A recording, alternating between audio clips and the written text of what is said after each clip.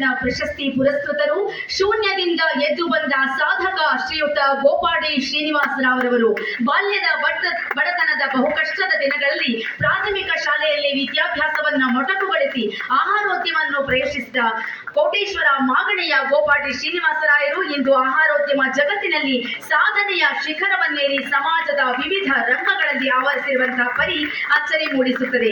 ಹೋಟೆಲ್ಲೇ ನನ್ನ ದೇವಾಲಯ, ಆಹಾರ ನನ್ನ ದೇವರು, ಸ್ವಚ್ಛತೆಯೇ ನನ್ನ ಮಂತ್ರ ಎಂಬ ಉದ್ಘೋಷದೊಂದಿಗೆ ಸ್ವಂತ ಉದ್ಯಮದಲ್ಲಿ ಹೆಜ್ಜೆ ಇರಿಸಿರುವಂತಹ ಇವರು ಬಳಿಕ ಹಿಂತಿರುಗಿ ನೋಡುವಂತಹ ಪ್ರಮೇಯವೇ ಬರಲಿಲ್ಲ.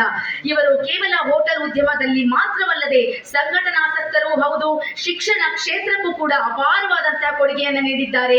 ನಮ್ಮ ಪರಂಪರೆಯ ಸೇವೆಯಲ್ಲಿ ನಿರಂತರವಾಗಿ ತಮ್ಮನ್ನು ತೊಡಗಿಸಿಕೊಂಡಿರುವಂತಹ ಶ್ರೀಯುತ ಗೋಪಾಡಿ ಶ್ರೀನಿವಾಸರಾವ್ರವರನ್ನ ನಮ್ಮ ಅಖಿಲ ಭಾರತೀಯ ಬ್ರಾಹ್ಮಣ ಮಹಾಸಂಘದ ವತಿಯಿಂದ ವಿಪ್ರೋತ್ಸವ 2026ರ ಭಾರ್ಗವ ಭೂಷಣ ಪ್ರಶಸ್ತಿಯನ್ನು ನೀಡಿ ಗೌರವಿಸಲಾಗ್ತಾ ಇದೆ.